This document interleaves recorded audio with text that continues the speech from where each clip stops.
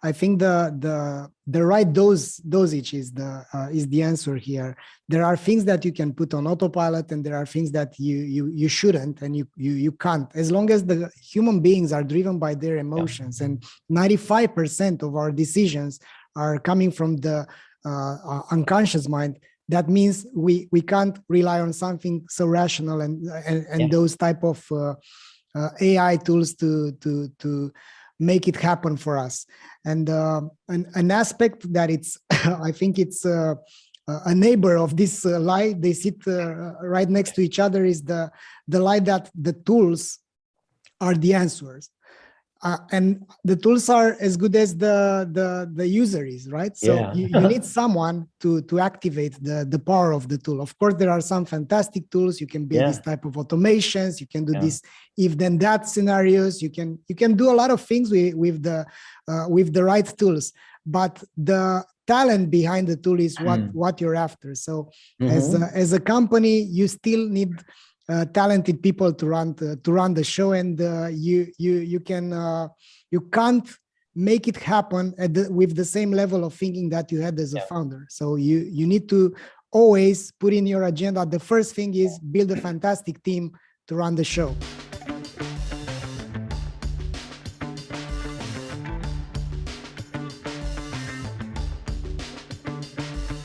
Hello, everyone, and welcome to a new episode of the e-commerce growth story. So today I'm here, of course, with Dennis Yu. Hey, Dennis. Hello, Valentin, and hello, everybody. We have an exciting topic about people that lie to themselves. And I think we are all doing this. Marketers do that, e-commerce leaders do that. So the topic for today is around lies that e-commerce marketers tell themselves and how these lies are affecting their performance, their lives, and so on. So let's take turns telling lies. Yeah, let's tell the truth about the lies. Yeah. One aspect that I wanna share with the audience today, Dennis, is that I've been doing this self-deception for years now, and I think it's not about the marketers and the e-commerce marketers. It's about everyone. We tend to neglect certain aspects because we have this approach where we think that we know, and then we just want to confirm that we knew how to do it.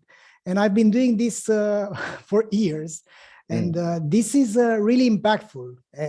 When you're an entrepreneur, when you have a company, these lies that you tell to yourself are really impactful, because it affects not only yourself but also your colleagues, the culture, and the performance of the company. Why I think is this happening is that we are falling into this trap of the status quo. So we are not asking ourselves the right questions. And I think the habit of being curious about, am I doing the right thing? Is this real? Is this approach proven? This type of questions are helping you to go further. What do you think, Dennis, about this? Why do we human beings we lie to ourselves? What's your take on this? I think that's because we're humans, and humans want a shortcut, and humans are so good at rationalizing even obvious sorts of things that are happening, because there's sometimes we just want to believe something and we don't want to look at the ugly truth of what we have. That's why the self-help profession is, I think, even bigger than most of the other industries. Yeah. That's right. So I'll start with let's do one and comment on each of those. Right. The first lie that I think the e-commerce marketers tell themselves is that they know what ROAS is, and they know if their marketing works. And I think that's the first lie, and that's happening.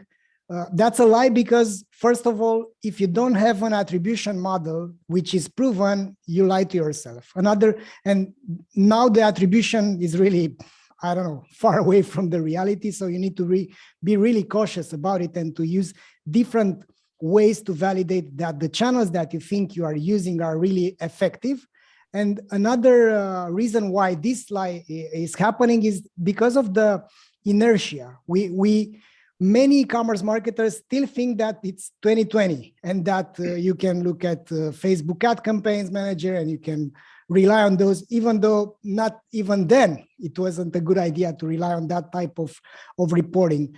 And another reason why you don't know exactly if a certain channel is bringing you a positive ROAS is because you need to put in not only the CPA, you don't have to rely on the CPA. Even though the attribution is perfect, you need to add there the costs that you have, like the wages, the tools, the other things than the media. So you need to rely on the customer acquisition cost, not only on the CPA. What do you think, Dennis? Attribution is a sticky ball of wax because a lot of consultants and a lot of bad marketers hide behind it. They either say you can't do it because Facebook and iOS 14 and Google Chrome are hiding all the data and it's not accurate. And then there are the people that consider themselves data experts and they sell a lot of tools and a lot of analysis and a lot of data warehousing that we see in the big e-commerce providers. But really, they don't take into account the most basic things like the pass along effect, where a friend has this, they like the object and like it so much they tell their friends about it. The minute it crosses to somebody else, that's not tracked by a cookie or a pixel. So good old fashioned word of mouth and unattributed, where you run, direct marketing like TV and radio or things that will result in direct none, also pollute. So the better your product is, the more word of mouth you have, the more touches that are required to drive a sale, like a considered sale instead of an impulse purchase, the more difficult it is to do attribution. So attribution is something that I think is people over rely upon because it gives you a false sense of precision that's not really there. Yeah, a false sense of control as well. How to stop lying to yourself if you're guilty of that? From my perspective, is you either use different attribution models, so you take into account other things than tracking looking at what the ad network is showing you. And also use things like to validate, you can use things like post-purchase surveys to understand from the intentionally shared data from the customers what happens. I mean, where they've heard about you, what sticked to their head, so that you can validate if the channels are there. And of course, you need to monitor what matters, like looking at the overall marketing efforts and tracking things like customer acquisition cost versus the investment and versus the total customer lifetime value. A simple way that I find to bust the lie of attribution is to apply marketing lift. So marketing lift is calculating how much incremental sales your marketing is doing. And of course, this marketing is broken into all the different channels. And then beyond that is if you kill all marketing, let's say, you're plotting your sales and then all of a sudden you stop all marketing, your sales should drop down something, right? But it's not going to drop to zero. So whatever your sales drops down to is because of a great product, right? You have to give credit to the product and the customer and the word of mouth, and everything from that above is the actual incremental lift that comes from marketing. So if your attribution and analytics are good, you should be able to look at the sales that are driven by each of the channels, add those up, and they should not exceed the total amount of sales. A lot of marketers that lie to themselves, they take the total amount of sales from zero all the way up, and they take credit for the whole thing. And I think that's cheating, because we know if you take away all marketing, it still settles to some level of sales. So marketing can only take credit for that incremental component. You know what I mean? Yeah, that's right. I think it's a fantastic angle as well, because what's already there without your marketing efforts shouldn't be quantified as a marketing uplift. And I think that's a great approach. Let me tell you a story, okay? I can't get fired over this because I did it a long time ago. So we were spending over $1 million a day for Rosetta Stone, the language software. And this was my fault, but I can say it now because the CMO is a good friend of mine, so he can't get mad at me. But for some reason, we messed up and we accidentally turned off all of our Google and Facebook campaigns for a day, right? And we saw our sales went down and nobody was watching because we were busy on a launch of some other product that we had. And we saw that the sales actually dropped for a bit, but it only dropped maybe a third of the way. But a lot of it was because Rosetta Stone had placement inside Barnes and Noble and Costco. We had a lot of TV campaigns. We had a lot of other channels, and it was a wake-up call because we saw that digital wasn't as powerful as we thought. And of course, we were spending so much money that Facebook would come and visit us. Google would fly in and visit us with their very best people, and they would have all these stats and all this analysis and give us all these gifts and take us out to nice meals and sports games. But we said, hey, look, we turned off the marketing for a bit and we saw that the sales went down. So what is the true incremental lift? So we spent a lot of time at Facebook and Google headquarters as well, talking about attribution. And 20 years ago, I spent a bunch of time on attribution because I built the internal analytics at Yahoo, a search engine. So we ran over 100 different attribution models. I had 2 PhDs, and all they did was run attribution models. They said first click, last click, average weighted click, 0 credit for email, half credit for display, different sorts of weighting averages, distributed clicks. And we found that there was no single attribution model that worked for every single property we had. At Yahoo, we had sports and finance and shopping and travel and personals and small business and all of, mail and search. We had all these different things under the Yahoo umbrella, and they all operated differently because the user journey was different. So there is no one size fits all for attribution anyway. I don't think anybody had more data than me. At least 20 years ago, nobody had more data than me on the planet to be able to talk about attribution, right? I had all the data from the search engine. This is before Google became a big thing. Fantastic. Yeah. I think another trap, if you don't pay attention to that, is that you can if you give credit religiously to a certain channel by looking at whatever attribution model you're using, you can be wrong because there are top of the funnel activities that you are not taking into account. And one story that I want to share about it is one of our customers. They were looking at this type of attribution models last year. They had a ROAS of 8x when the year started.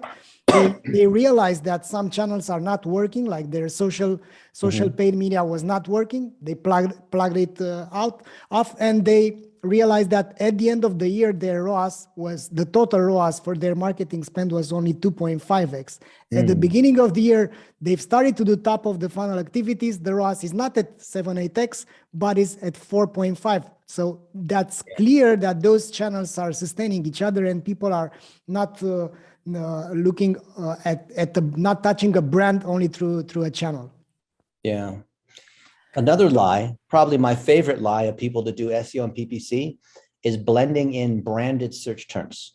So when people are coming in and they're typing the name of your company and typing the name of your product, I believe this pisses off a lot of people that do SEO and PPC. But if you're the business owner or if you're in charge of marketing, you'll agree with me. You should never give credit to branded search terms because those are navigational and those aren't actually search. Because if you strip out the branded campaigns and put them in the branded terms and put them in their own campaign, all of a sudden the ROAS or the LTV or the CAC or the performance of those non-branded terms can be bad. And I've seen it where branded can often be more than half of the conversions for a well-known brand, depending on what you're selling. So it's really correlated to brand strength on how much comes through branded. We're not saying don't spend money on bidding on your name or bidding on your product names or bidding on the name of the founder or bidding on names of other people that are your spokespeople. Definitely protect those terms. But and we did some research together with Google, and Google, their numbers were slightly different than ours, but they said that when you bid on brand terms, that there is cannibalization because you're showing up organically anyway. But so why would you pay? Well, you have about a 25% cannibalization. So whatever result you get from branded, if you did want to give credit to it, you'd have to discount that by 25% because you're cannibalizing some amount of organic traffic you would have gotten. Yeah. That's true, and it was a research from a large furniture retailer. I think it was in 2018 or so. They've analyzed all their spending, and they realized that 97% of their sales, they were coming from branded search. And however, all the other terms were not contributing as they think they were, even though 92% of the spending was on broad search terms. So it made the PPC agency look bad, or whoever ran PPC. So they never want you to split it apart, right? They always want to try to take credit because their blended numbers are better. Yeah, and I think that the lesson here and how to stop doing this, Dennis, is to understand the power of your own brand and to consciously invest in those terms, knowing that you're actually protecting your brand and you're amplifying your brand. And one technique that I've been using a lot of years before was to tap into non-commercial queries with our brand, because people weren't clicking on that anyways. You know, you don't click if you're looking for I don't know, Justin Bieber or whatever term. You're not clicking on the ad, but you are seeing that brand over and over again, and the CPC was pretty low. So you can do a lot of crazy things, but this is branding, is not search. So you, as you've said, is not a good idea to give credit to the search agency or internal team. A few years ago, we were doing the PPC for Quiznos, which is a major sandwich chain in the United States and some other countries, not as big as Subway, but right behind Subway. And we were bidding, well, we took it over from the other consultant that was there. He got kicked out because the COO is a friend of mine. And they were bidding on the term Quiznos and different variations and misspellings. And like you were saying, that was 80+% of our traffic and our sales. So when we separated that out, all of a sudden, all of our campaigns were negative. So I told the COO, hey, you know, Bill, what we need to do is turn off all the branded campaigns. In fact, let's just turn off all PPC, which of course pissed off Google because we were spending a lot of money. And let's see how much we have in terms of sales and does that really affect it? So this is what we were talking about before on calculating marketing lift. And Valentin, what do you think we found when we turned off the PPC?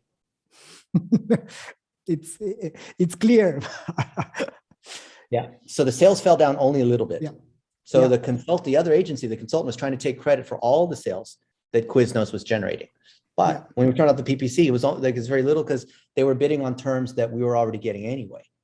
Yeah. So I think it's very important in a complex marketing mix. If you're playing with 2 or 3 channels, you actually have to turn things on and off. So you could randomize your keywords into, you know, bucket A and bucket B, and then day part, like odd, even hours, just to see like what the impact is when you turn something on and off, because you don't know the lift, the incremental that a particular channel provides. So email could be incremental, or, you know, PPC or social media ads could be incremental. You don't know the incremental unless you turn it off, because otherwise you can't calculate what it would have been with nothing.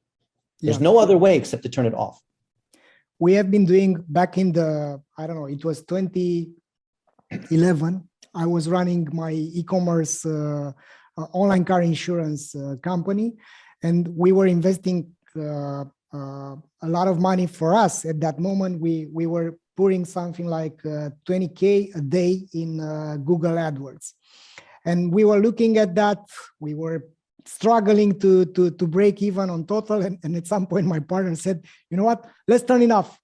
How? Let's make some money, because we were short on cash flow, you know, and we couldn't spend it anymore, because at that moment you were supposed to pay in advance to Google AdWords to put credit, and we couldn't afford it anymore. And we've said, okay, let's put it off and see what happens. And the surprise was that we were thinking that a third of our revenue was coming from Google AdWords, but in 3 weeks, we've been affected by only 15%. Then we've said, okay, let's shut it off, because it's not okay. 3 months after, we realized that this was affecting, you know, I mean, the effect was basically the performance on the other channels was decaying as well. So you can't neglect certain channels down the line. It's and I don't think you need to be channel centric. You need to put your eggs in many baskets. Yeah, absolutely. You want to move on to another lie? Yeah, let's move on. The other lie is that e-commerce marketers think they know why the customers bought from them. And it was that same from Peter Drucker, you know, that companies don't know why their customers are buying and what they are actually selling, which is fantastic, you know, to realize that many companies don't know what they are actually selling, because people are, marketers think they are selling products and certain features, while at the end of the day, they sell the perspective of a better future that a customer has at a certain point, right? We are Mm. selling desired outcomes, Yeah. even though we are looking for certain, we aspire to get to a certain place or to get Mhm. certain emotions. Either we are struggling with some negative emotions. Yeah. And I think this is happening because the whole part of the customer research is neglected. You know, we are jumping directly to, okay, let's do some ads and Yeah. let's create Anecdotal. some things.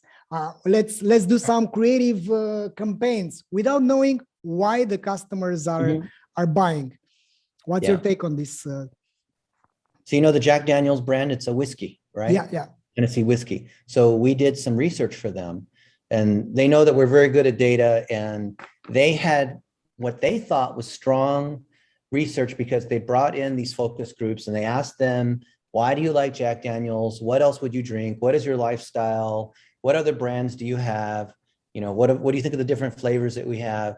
And so this is what they built into personas, right? So they had this one persona they called Bubba, and Bubba likes to drink Jack Daniel's on Saturday afternoon with his friends, and he lives in the country and he likes to watch car racing on TV. And they built this whole persona, right? And then this is Sarah, and Sarah is Bubba's wife. And this is what she believes, and she's a conservative, and she drives a pickup truck. And they paint this whole story, and it sounds great. And everyone loves telling the story, right?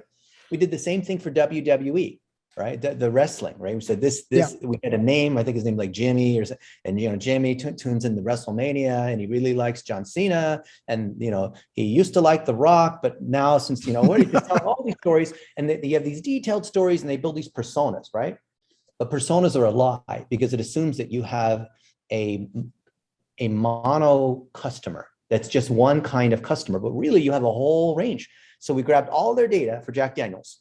Brown-Forman's the parent company, and Jack Daniel's is one of their brands. So we grabbed all their data and we said, okay, well, this one you call Bubba, that's this segment over here. It's a, you know, medium-sized bubble, but you have all these other bubbles of these other people. So you have people who are, you know, church pastors that will drink Jack Daniel's. You have people that are completely opposite on the political spectrum that like Jack Daniel's because they go to a party or because you have all these different situations that people will drink alcohol, except for the one story that everyone's like, oh yes, I really like this one story. So usually it's the CMO who says, yeah, I really like the persona modeling because they love the idea. Anecdotally means it's one story that they heard from somebody. But if you're willing to look at the data and you actually do the bucketing, you find it's not as simple as this one thing. I told you last time, one of our friends runs the United States Concealed Carry Association. We helped them go from 6 million to 60 million by better targeting and better ads. And they said, you know, the people who are buying gun insurance, it's a male, he's 40 years old, he wants to protect a family, tell the whole story about this guy, right? So when we were running ads, we were targeting only men because, of course, you know, it's the men who have the guns, they're protecting the family. So we told this whole story that we zeroed in on exactly who we thought the demographic was. Then I said, you know what? Just for fun, let's run some campaigns with no targeting. We only optimize to a conversion. What do you think happened? Better performance, right? Because we were hurting ourselves by over targeting because we don't know. We know exactly who the customer is. We know why they buy. We know how they're thinking and feeling. And you're almost dead wrong every single time. Yeah, one fantastic change that transformed my company was the realization that we do have some ideal customer profiles, but we need to understand not who they are, but why they are buying. And what's the triggering, you know, what's the struggling moment that makes them start buying. And I've been then meeting with Bob Mesta from the CVO Academy. Actually, basically it's my all-time favorite because he was actually transforming my company with his input. And I've understood the power of the jobs to be done methodology. I've applied it over and over again. And I realized that because I'm 41, it doesn't make me buy a certain thing. Not all the people which are 41 are buying the same things. And it's crazy how many marketeers are falling into this trap of building fictional buyer persona in their meeting rooms with those sticky notes and naming them X, Y, or Z. What I think it should be done if you're lying to yourself about this thing is to do this customer research and ask real persons, you know. Ask Yeah. real persons, not on the shallow, not you need to interrogate that person. You need to get to the nitty gritty of it. Yeah. We were doing jobs to be done methodology for a company called the Hush Blankets. They were selling these weighted blankets, and they thought that they are selling the cuddling feeling. All their ads were around feeling better in your homey environment. After doing the jobs to be done research, we realized that people were having medical conditions and they weren't buying the weighted blankets because of the cuddling feeling, but because they could sleep without getting knocked out by the pills. And the side effects of the sleeping pills were the thing that were triggering them towards trying the weighted blankets. So all this marketing can be transformed based on this, the truth about why the customers are buying your products. So targeting personas, a lot of people use that thinking that it's going to help them drive better keyword targets or better targeting inside social systems or display ads, but it's not the targeting, it's that it affects our creative. It affects the landing pages and what's in the ad and what we say and that kind of messaging. My friend Todd Herman has created something called the 5 questions.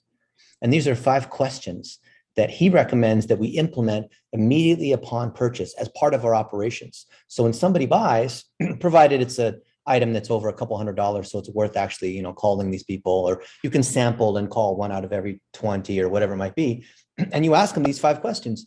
What was it that made you buy? Would you recommend us to another friend? What would you say about our product? It's just a few of these kinds of questions, and then listening very carefully, recording it through auto.ai or whatever your favorite transcription is, and then using the exact words that those customers said about why they buy in your ad copy. So your customers are actually writing your ad copy. So you're not doing it for customer service. You're doing it because your customers are an extension of your marketing. And that's way better than whatever the CEO heard from their friend. So the worst market research is you ask your friends what they think about the product. And of course they tell you all the things that you want to hear. That is not your customer. Yeah. You lie to yourself, they lie to you, and eventually you don't nail the truth towards your customers. Then it's Valentin, your food is so good. You should start, you and your wife, you should start a bakery. And of course, everyone lies. Like, yeah, you should start a bakery. You're so good. And we're just all lying to you. Oh, your baby is beautiful. Oh, you're such a, I'm so glad you came over to spend time with me. You should come over often, Valentin. Yeah. You have such a great hair, Dennis. Oh, thank you. Yes. All right. Let's keep lying to each other. Yes. What's the next lie? It's your turn. You don't need to have all these humans involved. There's technology that will automate everything for you, right? All this new tool, the old website you have, there's a new technology for this website. This other email tool that you have, here's a better tool. It's way better. It'll not only do your email way better, it'll do your laundry. It will also, make you extra money while you're sleeping, right? Because it's all driven by AI. And Elon Musk said that AI is the most powerful thing. That's the biggest fear of the planet, more than like nuclear bombs. He said that AI is the most powerful, dangerous thing. And, we're an AI company, and we also are built on the blockchain and other sorts of buzzwords that I'm going to try to bring in to try to puff up the stuff that I have. I'm old fashioned. I believe that someone who really understands the product and understands the customer and can actually write some creative or actually film some video is going to beat the AI. So 2 weeks ago, I was in Orlando with a friend who sells that their e-commerce is the Magnolia farm. So they sell magnolia trees, magnolia reeds, all these different things that they have on the farm. And on my phone, I collected them in the field while the husband-wife team said, this is our magnolia farm. It's 180 acres. I had it from my father. And here's one part of it. We have a lake, and it's shaped like a heart, and our family spends time here. And this is how we plant our trees. And meet Maria. Maria runs our operations. She's been working here 27 years. And she, and just interviewing them along, oh, now we're planting new trees here. Now these ones were damaged by the frost, and here's what we're doing. Here's our greenhouse. Here's our seeds. Here's where we pack everything. Here's where we handle customer service. And just me with no technology except an iPhone, making videos will outperform all the social media monitoring tools, all of the cool ways that you can set up ads, all the cool analytics, all the cool whatever, just me on a phone collecting stories and then writing copy about why this is such a special moment when you plant a tree when a loved one dies.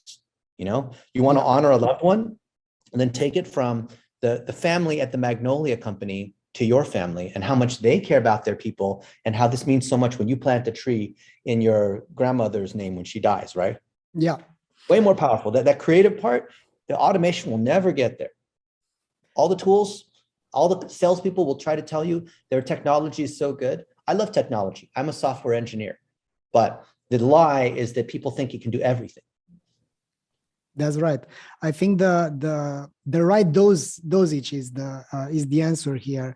There are things that you can put on autopilot, and there are things that you shouldn't, and you can't. As long as the human beings are driven by their emotions, and 95% of our decisions are coming from the unconscious mind. That means we can't rely on something so rational and those type of AI tools to make it happen for us.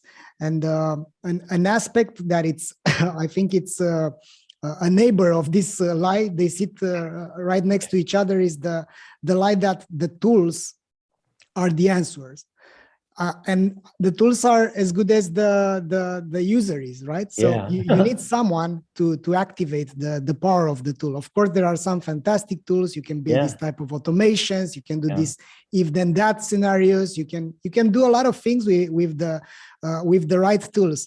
But the talent behind the tool is what you're after. So as a company, you still need talented people to run the show, and you can't make it happen with the same level of thinking that you had as a founder. So you need to always put in your agenda. The first thing is build a fantastic team to run the show.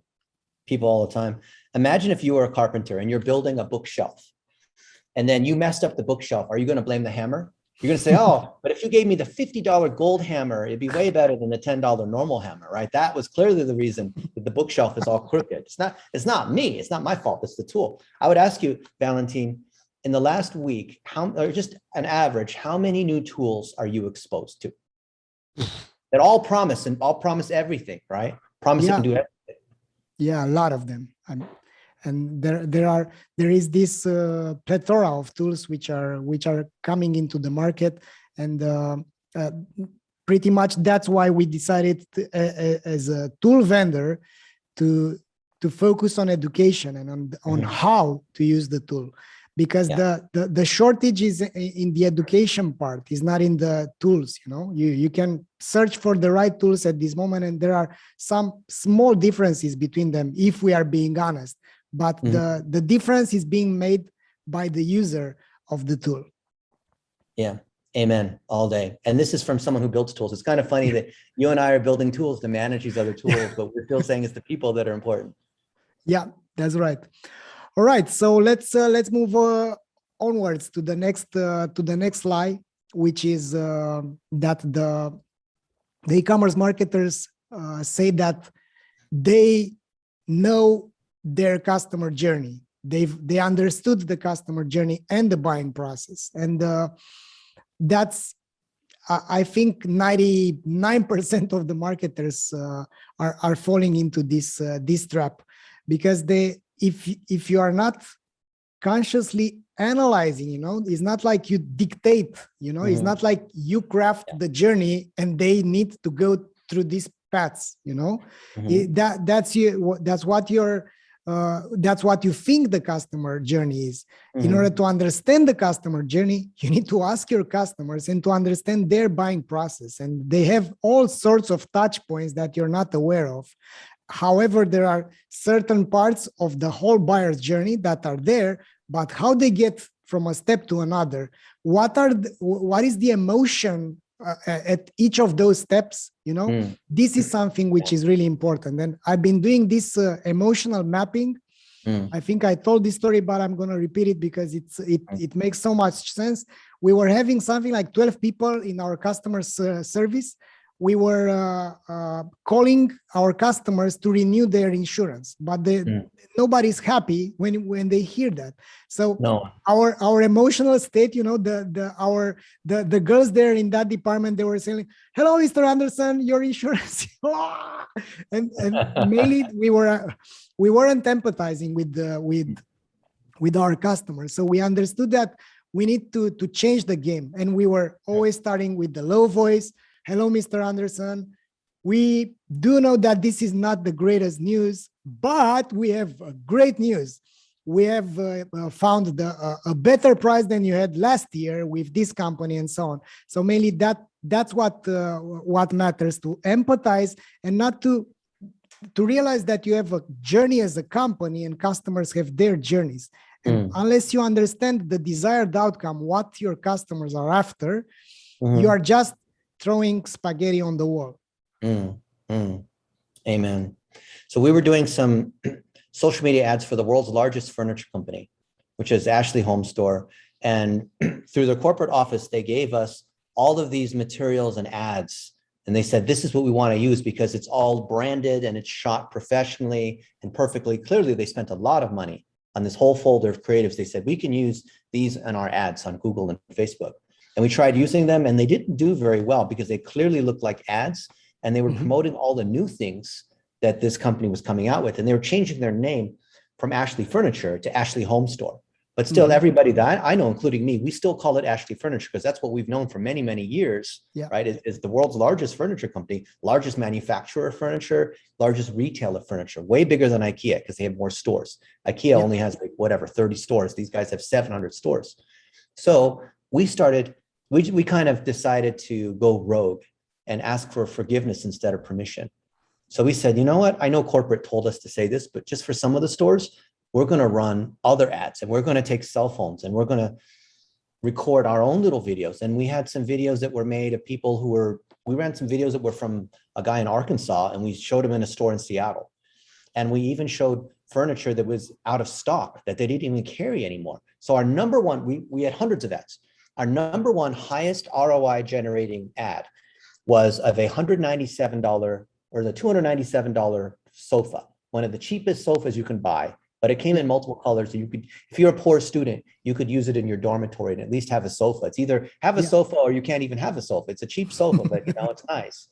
It wasn't even in stock, but that's what drove people into the store. And so because we looked at the data, because we were willing to look at the data, instead of, deciding what we thought the customer journey was, because the typical answer is, well, it's a mid-price furniture store. So you have, Sally, who's the mother, and, they are moving, they have a new kid, so they need to buy some furniture, or they move from their apartment to a house, and now it's time to buy furniture. So they tell these stories, which are true because people do move and this kind of thing.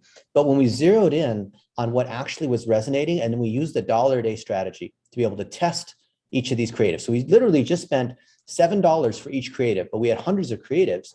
We quickly found, like if I gave you a map, Valentin, of 200 creatives, like a big grid of 200 different creatives, do you think you would, what probability could you pick out which of them would perform the best?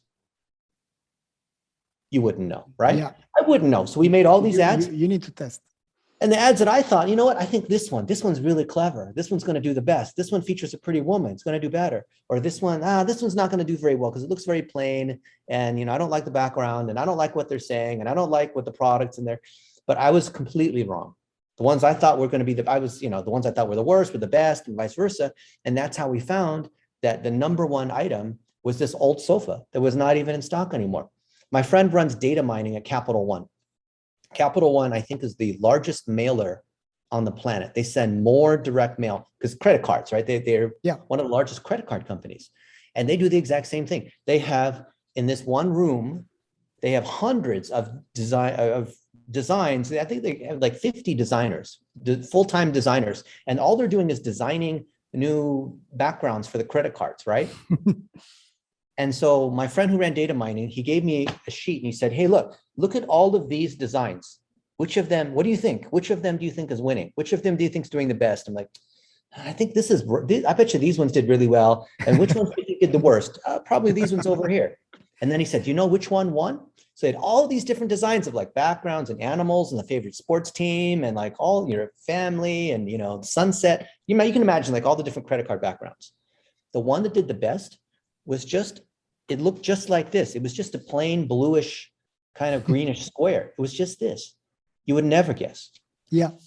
So people tell these journeys about, this guy's a sports fan. So he wants to have one that has like lots of sports and he's really tough and, lifts weights. And so all of this customer journey stuff, I mean, I agree with the concept of customer journey, but most people never get beyond the storytelling to get to the actual data, the validation by putting it out there and spending a few dollars to validate it.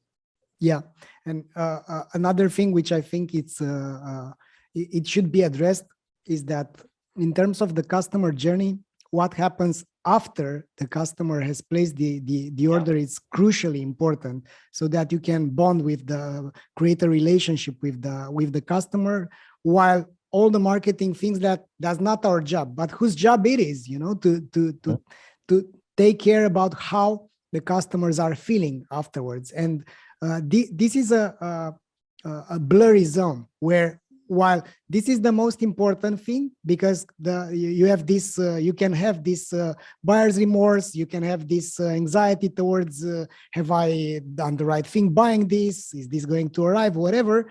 But nobody's taking care about how they treat that. On the thank you page, the company is pushing other things to upsell, while the customer is reluctant if they made the right choice.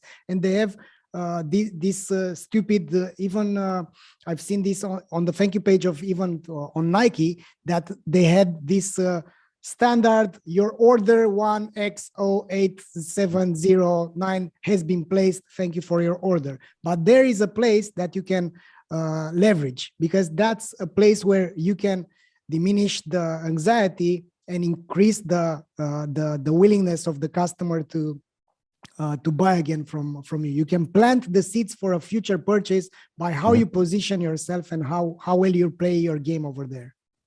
Retention LTV all day long of acquisition. Yeah.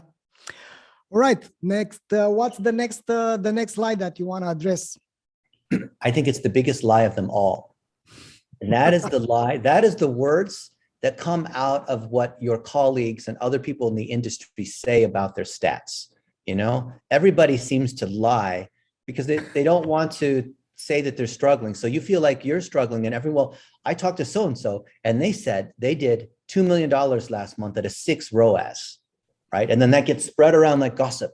And then at the conferences, whatever, all of a sudden they did $4 million, at a 12 ROAS. And so people circulate all these things. And then the people that give the presentations and the consultants and the tool vendors, all of them lie about how good their performance is, right? So then you think, I must be an idiot because everyone else, they're all succeeding. I never hear about anybody failing. It seems like every campaign they run is always successful. Why are my campaigns failing? So the biggest lie is from people who make money by selling consulting or by taking a fee from you when they are not financially accountable to the end result. So this also includes employees that work for you, or vendors or contractors where they're charging a retainer or whatnot.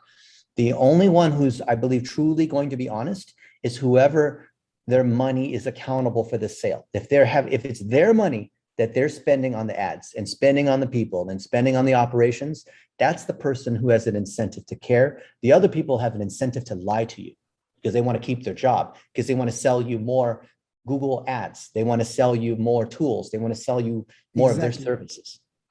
Yeah, and an interesting aspect on this topic, Dennis, is that we are also being trapped on how we interpret the data. We are looking at the data and we manipulate it so that it makes sense. I mean, we are discounting certain factors, like you've said, with the brand protect campaigns, but this is happening on other aspects as well. Like when you are doing A/B testing and you let it run, or you stop it thinking that, this is a winner, but you have reached the statistical significance, but only for 2 days, and the buying cycle is 14 days. And all these ways to actually, you want to make it so much that you end up lying to yourself and not making real progress. And I think this is really dangerous for people which are trying to get further in their careers. You've heard lies, damn lies, and statistics. And I'm an expert at using charts to lie. I change the axis to make it look steeper, right? Change the pie chart. There's different ways to manipulate. But you're right, whether it's the emotional side where you're just blind and you want to believe something, or you lie to yourself with this false sense of precision with data. Yeah, and it was that thing that if you squeeze data, it can confess anything. Absolutely. All right, so Dennis, I think that's a wrap. That was the last slide that we think marketers are telling to themselves. We reached the end of this session. Do we want to go further in? I want to hear about the lies next time for you guys. You know, what lies are you hearing about that we can add to this? Because we're taking this and building articles against it and social media snippets, and we'd love to feature the stories that you have, especially the horror stories, which are the things that you typically don't hear. You only hear like all the success, right? But let's talk about things that have gone wrong. And I've shared some of these things that have gone wrong in other situations. And I'll tell you that I think probably 90+% of the projects that I do fail. So we have to do lots of experiments. And I'm curious to see, like, what do you see? Valentin, what do you see? And other people in the audience, like realistically, how often do you fail? Can you admit that? I fail 90% of the time, at least. I think the same. The beauty of my life as an entrepreneur is that I got myself into a position where I can afford to fail without critical damage, let's say. And the whole idea of it's your money. Yeah, you can do it instead of someone else's money. Exactly. All right. So thanks everyone for being with us today. Thanks, Dennis, for the today's session, and we'll see each other in the next episode. See you guys in the next episode. Alrighty. So okay, good job. I think that was very good. I like that. I like the topic and the back and forth. I think we should go back and forth with tips like that. Yeah, and man, I wanna publish this. I mean, let's do another 5 or even 10 lies. Yeah, we'll get an editor because we're hiring a new content writer. Yeah, next week or whenever our next one is, let's do another 5 lies. Yeah, let's do it. I have more right here. I'm ready to go, but perfect. I don't have enough energy to go for another hour, but yeah, this is good. Excellent. So we'll see each other in 2 weeks. I'll let you know about the progress with the grader. We have made some progress. We have made some UI. I will run it by you when we have it ready next Wednesday. Yeah, I'll send over some mock-ups to you. Okay. And then we could maybe just hop on a 15-minute Zoom or whatever, go through it, something like that. Yeah. What is crucially important is to brainstorm together about the recommendations, because that's going to be that's the elephant in the room, Yep. It's very well, no one has it. So even if it's not very good, it's better than what anyone else has. Yeah. And anyways, we will afford to fail at the beginning, right? Great. Fantastic. Man, have a nice trip tomorrow. It was great doing this, and all the best from Bucharest. Thank you, Valentin. You're awesome. See ya, man. All right, bye.